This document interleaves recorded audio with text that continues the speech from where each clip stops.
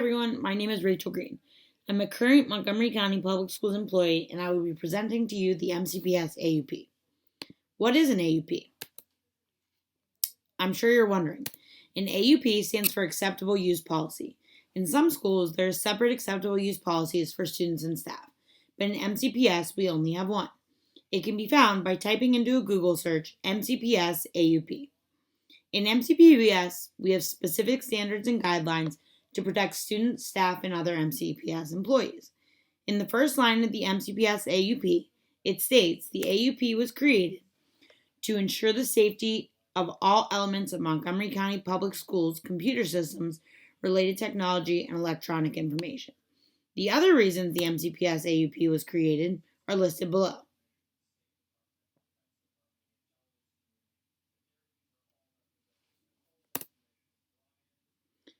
Currently, in MCPS, we use a ton of different technology in a variety of ways. As teachers, we are constantly using technology in the classroom, but does our AUP align with teachers' current habits when it comes to using technology? How are we using technology? Well, currently we use technology in a variety of ways, from Google Apps for education to online gradebooks, email, calculators, and so much more. But the main question remains, does our technology use fit how our AUP is written? The MCPS AUP is divided up into 5 sections.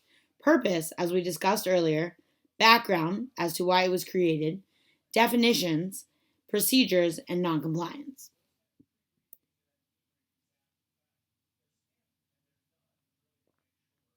To summarize, the complete overview of the AUP is that it uses very broad language throughout the memo, and the language is targeted for teachers, administrators, and adults, but it is not student-centered.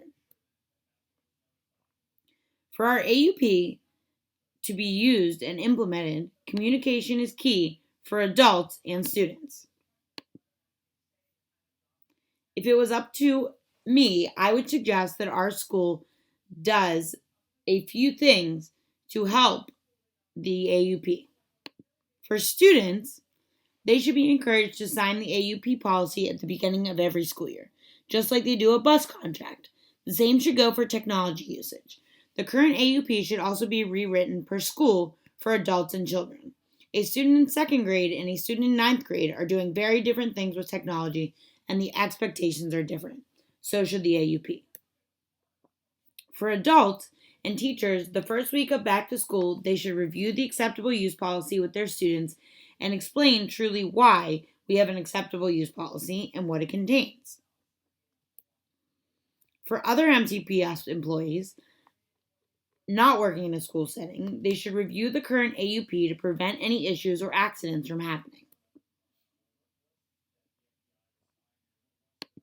Implementation for some students may argue is harder than monitoring adults, but by using active monitoring like GoGuarding, proximity control, as well as having conversations with students about their digital citizenship is important.